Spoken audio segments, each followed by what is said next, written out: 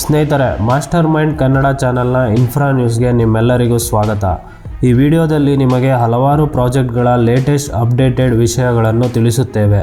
Video ಶುರು ಮಾಡೋ ಮುನ್ನ ನೀವಿನ್ನೂ ನಮ್ಮ ಚಾನಲ್ಗೆ ಹೊಸಬರಾಗಿದ್ದರೆ ಸಬ್ಸ್ಕ್ರೈಬ್ ಮಾಡಿ ಮತ್ತು ಪಕ್ಕದಲ್ಲಿರುವ ಬೆಲ್ ಐಕಾನನ್ನು ಒತ್ತಿ. ಬೆಂಗಳೂರಿನ ದೀಪಾಂಜಲಿ ನಗರದಿಂದ ಕೆಂಗೇರಿಗೆ ತಲುಪಲು 1 ಗಂಟೆ ಸಮಯ ತೆಗೆದುಕೊಳ್ಳುತ್ತೆ. ಸದಾ ಟ್ರಾಫಿಕ್ನಿಂದ ತುಂಬಿರುವ ಈ ಮಾರ್ಗಕ್ಕೆ ಒಂದು ಉಪಾಯವನ್ನು ಹುಡುಕಲಾಗಿದೆ. ದೀಪಾಂಜಲಿ ನಗರದಿಂದ ಆಲ್ರೆಡಿ ಎಕ್ಸಿಸ್ಟೆನ್ಸ್ ಇರುವ ನೈಸ್ ರೋಡ್ಗೆ ಲಿಂಕ್ ಮಾಡುವ ಯೋಜನೆ ರೆಡಿ ಆಗ್ತಾ ಇದೆ. ಸುಮಾರು 9 ಕಿಲೋಮೀಟರ್ ಯೋಜನೆ ಇದಾಗಿದೆ. ಹೀಗೆ ಲಿಂಕ್ ಮಾಡೋದರಿಂದ ಯಾವುದೇ ಟ್ರಾಫಿಕ್ ಸಮಸ್ಯೆ ಇಲ್ಲದೆ 4 ರಿಂದ 5 ಸಿಗ್ನಲ್ಗಳನ್ನು ತಪ್ಪಿಸಿ ಈಸಿಯಾಗಿ ದೀಪಾಂಜಲಿ ನಗರದಿಂದ ಕೆಂಗೇರಿಗೆ ತಲುಪಬಹುದು. ದೀಪಾಂಜಲಿ ನಗರದಿಂದ ಬನಶಂಕರಿ ನಡುವೆ ಸಂಚರಿಸುವವರಿಗೆ ಯಾವುದೇ ಟೋಲ್ ಇಲ್ಲದೆ ಸಂಚಾರ ನಡೆಸಲು ಅವಕಾಶ ಕಲ್ಪಿಸಲಾಗುತ್ತದೆ. ಈ 9 ಕಿಲೋಮೀಟರ್ ರಸ್ತೆಯಿಂದ ಈ ಭಾಗದಲ್ಲಿ 30% ಟ್ರಾಫಿಕ್ ಸಮಸ್ಯೆ ತಗ್ಗಲಿದೆ ಅಂತ ಹೇಳಲಾಗುತ್ತಿದೆ. ಆದರೆ ಈ ರಸ್ತೆಗೆ ಲ್ಯಾಂಡ್ ಅಕ್ವಿಸಿಷನ್ ಆಗಬೇಕಿದೆ. ಈ ಕಾರಣದಿಂದ ಈ ಯೋಜನೆ ಸ್ವಲ್ಪ ವಿಳಂಬವಾಗುವ ಸೂಚನೆ ಇದೆ. ಬೆಂಗಳೂರಿನ KSR ರೈಲ್ವೆ ಸ್ಟೇಷನ್ ಅನ್ನು ಇಂಟರ್ನ್ಯಾಷನಲ್ ವಿಮಾನ ನಿಲ್ದಾಣದ ರೇಂಜ್ನಲ್ಲಿ ಅಪ್ಗ್ರೇಡ್ ಮಾಡಲಾಗುತ್ತಿದೆ.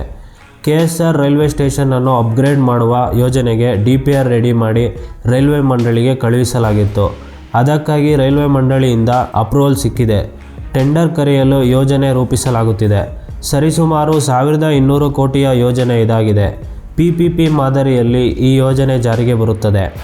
ಪ್ರೆಸೆಂಟ್ಲಿ ಇರುವ 10 ಪ್ಲ್ಯಾಟ್ಫಾರ್ಮ್ ಜೊತೆಗೆ ಇನ್ನೂ 2 ಪ್ಲ್ಯಾಟ್ಫಾರ್ಮ್ಸ್ ಅನ್ನು ಆ್ಯಡ್ ಮಾಡಲಾಗುತ್ತೆ. ಹೊಸದಾಗಿ 2 ಟ್ರ್ಯಾಕ್ಸ್ಗಳನ್ನು ಆ್ಯಡ್ ಮಾಡಲಾಗುತ್ತೆ. ದೇಶದ ಎಲ್ಲ ಪ್ರಮುಖ ನಿಲ್ದಾಣಗಳನ್ನು ಅಪ್ಗ್ರೇಡ್ ಮಾಡಲಾಗುತ್ತಿದೆ. ಕರ್ನಾಟಕದಲ್ಲಿಯೇ 62 ನಿಲ್ದಾಣಗಳು ಮೇಲ್ದರ್ಜೆಗೇರುತ್ತಿದೆ. KSR ರೈಲ್ವೆ ಸ್ಟೇಷನ್ ಅಪ್ಗ್ರೇಡ್ ಆದ ನಂತರ ದೇಶದಲ್ಲಿ 2ನೇ ಅತಿ ದೊಡ್ಡ ರೈಲ್ವೆ ಸ್ಟೇಷನ್ ಎಂಬ ಹೆಗ್ಗಳಿಕೆಗೆ ಪಾತ್ರವಾಗುತ್ತದೆ. ಕರ್ನಾಟಕದಲ್ಲಿ 2 ಗ್ರೀನ್ಫೀಲ್ಡ್ ರಸ್ತೆ ನಿರ್ಮಾಣಕ್ಕೆ ಸಿದ್ಧತೆ ಮಾಡಲಾಗುತ್ತಿದೆ. ಮೊದಲನೆಯದು ಹಾಸನ, ತಿಪಟೂರು, ಹುಳಿಯಾರು, ಹಿರಿಯಾರು ಗ್ರೀನ್ಫೀಲ್ಡ್ ಕಾಮಗಾರಿಯನ್ನು ಸುಮಾರು 4,500 ಕೋಟಿ ರೂಪಾಯಿ ವೆಚ್ಚದಲ್ಲಿ ನಿರ್ಮಾಣ ಮಾಡಲಾಗುತ್ತಿದೆ. ಬೆಂಗಳೂರು ಪುಣೆ ಎಕ್ಸ್ಪ್ರೆಸ್ ವೇ ರಸ್ತೆ ನಿರ್ಮಾಣಕ್ಕೆ 55,000 ಕೋಟಿ ರೂಪಾಯಿಯನ್ನು ಹೂಡಿಕೆ ಮಾಡಲಾಗುತ್ತಿದೆ. ಬೆಂಗಳೂರು ಪುಣೆ ಎಕ್ಸ್ಪ್ರೆಸ್ ವೇನ 700 ಕಿಲೋಮೀಟರ್ ರಸ್ತೆಯಲ್ಲಿ 500 ಕಿಲೋಮೀಟರ್ ರಸ್ತೆ ನಮ್ಮ ಕರ್ನಾಟಕದಲ್ಲಿ ಹಾದು ಹೋಗಲಿದೆ ಅಂತ ಹೇಳಲಾಗುತ್ತಿದೆ. ಶಿವಮೊಗ್ಗದಲ್ಲಿ 2.5 ಕಿಲೋಮೀಟರ್ ಉದ್ದದ ಕೇಬಲ್ ಬ್ರಿಡ್ಜ್ ನಿರ್ಮಾಣ ಫೈನಲ್ ಸ್ಟೇಜ್ಗೆ ಬಂದಿದೆ.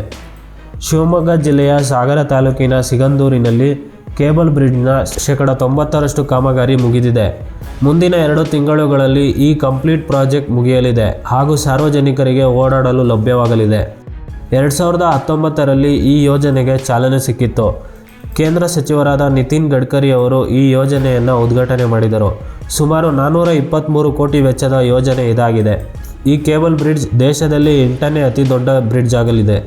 ತುಮಕೂರಿನಲ್ಲಿ ರೈಲ್ವೆ ಯೋಜನೆಗಳ ಅಪ್ಡೇಟ್ ಬಗ್ಗೆ ಲೇಟೆಸ್ಟ್ ನ್ಯೂಸ್ ನೋಡುವುದಾದರೆ 5 ಪ್ರಮುಖ ರೈಲ್ವೆ ಯೋಜನೆಗಳ ಕಾಮಗಾರಿ ಕೆಲಸಗಳು ಪ್ರಾರಂಭವಾಗುತ್ತಿವೆ. ಮೊದಲನೆಯದಾಗಿ ತುಮಕೂರು ರಾಯದುರ್ಗ ನಡುವೆ 206 ಕಿಲೋಮೀಟರ್ ಉದ್ದದ ಹೊಸ ರೈಲ್ವೆ ಮಾರ್ಗಕ್ಕೆ 90% ಭೂಸ್ವಾಧೀನ ಕಂಪ್ಲೀಟ್ ಆಗಿದೆ. ಇದಕ್ಕಾಗಿ 2,500 ಕೋಟಿ ರೂಪಾಯಿಗಳು ಬಿಡುಗಡೆ ಮಾಡಲಾಗಿದೆ.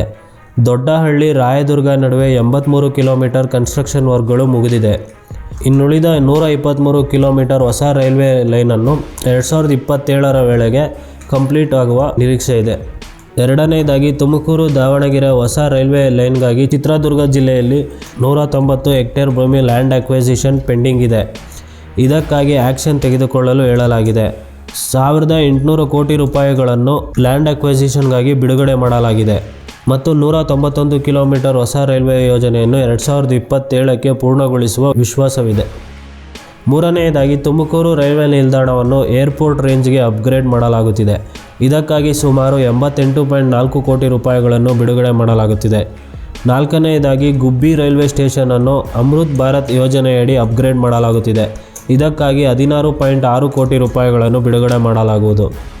ಐದನೆಯದಾಗಿ ತಿಪಟೂರು ರೈಲ್ವೆ ಸ್ಟೇಷನ್ ಅನ್ನು ಕೂಡ ಅಮೃತ್ ಭಾರತ್ ಯೋಜನೆಯಡಿ ಅಪ್ಗ್ರೇಡ್ ಮಾಡಲಾಗುತ್ತಿದೆ. ಇದಕ್ಕಾಗಿ 23.4 ಕೋಟಿ ರೂಪಾಯಿಗಳನ್ನು ಬಿಡುಗಡೆ ಮಾಡಲಾಗುವುದು ಎಂದು ರಾಜ್ಯ ರೈಲ್ವೆ ಸಚಿವರಾದ ವಿ ಸೋಮಣ್ಣನವರು ರೀಸೆಂಟ್ ಆಗಿ ಅನೌನ್ಸ್ ಮಾಡಿದ್ದಾರೆ. ತುಮಕೂರು ಭಾಗದ ಎಲ್ಲ 5 ರೈಲ್ವೆ ಯೋಜನೆಗಳ ವೆಚ್ಚ 4,428 ಕೋಟಿ ರೂಪಾಯಿಗಳಾಗಿವೆ. ಬೆಂಗಳೂರು ಬಿಸ್ನೆಸ್ ಕಾರಿಡಾರ್ ಯೋಜನೆಗೆ ಹುಡ್ಕೋ ಕಡೆಯಿಂದ 27,000 ಕೋಟಿ ರೂಪಾಯಿಗಳು ಸ್ಯಾಂಕ್ಷನ್ ಆಗಿದೆ. 73 ಕಿಲೋಮೀಟರ್ನ ಬೆಂಗಳೂರಿನ ನಗರದ ಅತಿ ದೊಡ್ಡ ಯೋಜನೆ ಇದಾಗಿದ್ದು 16 ವರ್ಷಗಳ ಹಿಂದೆ ಅನೌನ್ಸ್ ಆಗಿದ್ದ ಯೋಜನೆಗೆ ಈಗ ಮರುಜೀವ ಬಂದಿದೆ. ಈ ಯೋಜನೆಗೆ ಸುಮಾರು 2560 ಎಕರೆ ಪ್ರದೇಶ ಬೇಕಾಗಿದೆ. ಹುಡ್ಕೋ ಕಡೆಯಿಂದ 27,000 ಕೋಟಿ ರೂಪಾಯಿಗಳು ಸಾಲದ ರೂಪದಲ್ಲಿ ದೊರಕಿದೆ. ಅದರಲ್ಲಿ 21,000 ಕೋಟಿ ರೂಪಾಯಿಗಳು ಲ್ಯಾಂಡ್ ಅಕ್ವಿಸಿಷನ್ಗೆ ಮೀಸಲಿಡಲಾಗಿದೆ. ಉಳಿದ 6,000 ಕೋಟಿ ರೂಪಾಯಿಯಲ್ಲಿ 73 ಕಿಲೋಮೀಟರ್ ರಸ್ತೆಯನ್ನು ನಿರ್ಮಾಣ ಮಾಡಲಾಗುವುದು. 6 ಲೇನ್ ಆಕ್ಸೆಸ್ ಕಂಟ್ರೋಲ್ ರೋಡ್ ಇದಾಗಿದ್ದು, ಲ್ಯಾಂಡ್ ಅಕ್ವಿಸಿಷನ್ ಕಂಪ್ಲೀಟ್ ಆದ ನಂತರ 3 ವರ್ಷಗಳಲ್ಲಿ ಈ ಯೋಜನೆ ಜಾರಿಗೆ ಬರಲಿದೆ. ಸುಮಾರು 77 ಹಳ್ಳಿಗಳ ಮೂಲಕ ಬೆಂಗಳೂರು ಬಿಸ್ನೆಸ್ ಕಾರಿಡಾರ್ ಯೋಜನೆ ಹಾದು ಹೋಗಲಿದೆ. ಬೆಂಗಳೂರಿನಲ್ಲಿ ಟ್ರಾಫಿಕ್ ಸಮಸ್ಯೆಗೆ ಮತ್ತೊಂದು ಯೋಜನೆ ಜಾರಿಗೆ ತರಲು ಯೋಜಿಸಲಾಗುತ್ತಿದೆ. ಬೆಂಗಳೂರಿನ ಸುತ್ತ 287 ಕಿಲೋಮೀಟರ್ ಉದ್ದದ ಸರ್ಕ್ಯುಲರ್ ರೈಲ್ವೆ ಲೈನನ್ನು ನಿರ್ಮಾಣ ಮಾಡಲು ಯೋಜಿಸಲಾಗುತ್ತಿದೆ. 2025ರಲ್ಲಿ ಈ ಯೋಜನೆಗಾಗಿ DPR ಸಿದ್ಧಪಡಿಸಲು ಭರವಸೆ ನೀಡಲಾಗಿದೆ. ಬೆಂಗಳೂರು ಮಂಗಳೂರು ಎಕ್ಸ್ಪ್ರೆಸ್ ವೇ ನಿರ್ಮಾಣ ಮಾಡಲು ಕೇಂದ್ರ ಸರ್ಕಾರ ಪ್ಲಾನ್ ಮಾಡಿದೆ. ಕೇವಲ 4ರಿಂದ 5 ಗಂಟೆಯೊಳಗೆ ತಲುಪಬಹುದು. DPR ರೆಡಿ ಮಾಡಲು ಟೆಂಡರ್ ಕರೆಯಲಾಗಿದೆ. 2025ರ ಜನವರಿಯಲ್ಲಿ ಟೆಂಡರ್ ಫೈನಲೈಸ್ ಆಗುವ ಸಾಧ್ಯತೆ ಇದೆ. 4ರಿಂದ 6 ಲೇನ್ ರಸ್ತೆ ನಿರ್ಮಾಣ ಮಾಡುವ ಪ್ಲಾನ್ ಇದೆ. ಸುಮಾರು 335 ಕಿಲೋಮೀಟರ್ ಎಕ್ಸ್ಪ್ರೆಸ್ ವೇ 2028ರಲ್ಲಿ ಆರಂಭವಾಗುವ ನಿರೀಕ್ಷೆ ಇದೆ. ಈ ಎಕ್ಸ್ಪ್ರೆಸ್ ವೇಗೆ ಪರಿಸರವಾದಿಗಳ ಆಕ್ರೋಶ ವ್ಯಕ್ತಪಡಿಸುವ ಸಾಧ್ಯತೆ ಹೆಚ್ಚಿದೆ. ಕರ್ನಾಟಕ ಸರ್ಕಾರ ಬೆಂಗಳೂರಿನ ಮಂಚನಬೆಲೆ ಡ್ಯಾಂ ಬಳಿ PPP ಮಾದರಿಯಲ್ಲಿ 145 ಕೋಟಿಯ ಬೃಹತ್ ಪ್ರವಾಸೋದ್ಯಮ ಯೋಜನೆಯನ್ನು ಅಭಿವೃದ್ಧಿಪಡಿಸಲು ಯೋಜಿಸುತ್ತಿದೆ. ಸುಮಾರು 72.3 ಎಕರೆಯಲ್ಲಿ ಎಕೋ ರೆಸಾರ್ಟ್, ಹೋಟೆಲ್ಗಳು, ವ್ಯೂಯಿಂಗ್ ಡೆಕ್ ಮತ್ತು ಸ್ಟ್ಯಾಚ್ಯೂ ಆಫ್ ಕೆಂಪೇಗೌಡ ನಿರ್ಮಿಸುವುದಾಗಿ ಕರ್ನಾಟಕ ಸರ್ಕಾರ ನಿರ್ಧಾರ ಮಾಡಿದೆ. ಇದಕ್ಕಾಗಿ ಟೆಂಡರ್ ಆಹ್ವಾನಿಸಲಾಗಿದೆ ಹಾಗೂ ಟೆಂಡರ್ನಲ್ಲಿ 2 ಸಂಸ್ಥೆಗಳು ಭಾಗವಹಿಸಿವೆ. ಮುಂದಿನ ದಿನಗಳಲ್ಲಿ ಇನ್ನಷ್ಟು ಮಾಹಿತಿಗಳು ಹೊರಬೀಳಲಿದೆ. ಕೆಂಗೇರಿ ಬಳಿ ಇರುವ ವೃಷಭಾವತಿ ನದಿಗೆ ಮರುಜೀವ ನೀಡಲು BBMP ಪ್ಲಾನ್ ಮಾಡಿದೆ. ಅಲ್ಲದೆ ಮೈಸೂರಿಗೆ ಕನೆಕ್ಟ್ ಮಾಡುವ ಬಳಿ ವೃಷಭಾವತಿ ನದಿ ಇರುವ ಕಾರಣ ಅದರ ಮೇಲೆ 28 ಕಿಲೋಮೀಟರ್ ರಸ್ತೆ ನಿರ್ಮಿಸಲು BBMP ಪ್ಲಾನ್ ಮಾಡುತ್ತಿದೆ. ವೃಷಭಾವತಿ ನದಿ ಹರಿದು ಹೋಗುವ ಮಾರ್ಗವನ್ನು BBMP ನಿರ್ವಹಣೆ ಮಾಡಲು ಮುಂದಾಗುತ್ತಿದೆ. ಕೆಂಗೇರಿ ಬಳಿ ಇರುವ ವೃಷಭಾವತಿ ನದಿ ಕಡೆ ಅದಾಗಲೇ ಕ್ಲೀನ್ ಮಾಡುವ ಕೆಲಸ ಚಾಲ್ತಿಯಲ್ಲಿದೆ. ಈಜಿಪುರ ಮೇಲ್ಸೇತುವೆ ನಿರ್ಮಾಣದ ವಿಷಯವಾಗಿ ಲೇಟೆಸ್ಟ್ ಅಪ್ಡೇಟ್ ಬಂದಿದೆ. 7 ವರ್ಷಗಳ ಹಿಂದೆ ಅನೌನ್ಸ್ ಆದಂತಹ ಈ ಯೋಜನೆ 10% ಕಾಮಗಾರಿ ಕೆಲಸಗಳು ಮುಗಿದಿಲ್ಲ. ಬೆಂಗಳೂರಿನ 2ನೇ ಅತಿ ಉದ್ದದ ಈಜಿಪುರ ಫ್ಲೈಓವರ್ ನಿರ್ಮಾಣ ಬೇಗ ಮಾಡಿ ಮುಗಿಸುವುದಕ್ಕೆ ಗಡುವು ನೀಡಲಾಗಿದೆ. ಪ್ರತಿ 15 ದಿನಗಳಿಗೊಮ್ಮೆ ಫ್ಲೈಓವರ್ ಕನ್ಸ್ಟ್ರಕ್ಷನ್ ಪ್ರೋಗ್ರೆಸ್ಸನ್ನು ಚೆಕ್ ಮಾಡಬೇಕಾಗಿ ಸಾರಿಗೆ ಸಚಿವ ರಾಮಲಿಂಗಾರೆಡ್ಡಿ BBMP ಅಧಿಕಾರಿಗಳಿಗೆ ಹೇಳಿದ್ದಾರೆ. 2025ರ ಡಿಸೆಂಬರ್ ಒಳಗೆ ಕಾಮಗಾರಿ ಮುಗಿಸಬೇಕಾಗಿ ಹೊಸ ಗಡುವು ನೀಡಲಾಗಿದೆ. ನಮ್ಮ ಮೆಟ್ರೋ ಯೆಲ್ಲೋ ಲೈನ್ ಬಗ್ಗೆ ರೀಸೆಂಟಾಗಿ ಒಂದು ಬಿಗ್ ಅಪ್ಡೇಟ್ ಬಂದಿದೆ. ಮೊದಲ ಸಂಪೂರ್ಣ made in India driverless rail ಸೆಟ್ಟನ್ನು ಜನವರಿ 2025ರಲ್ಲಿ ಸ್ವೀಕರಿಸಿದೆ.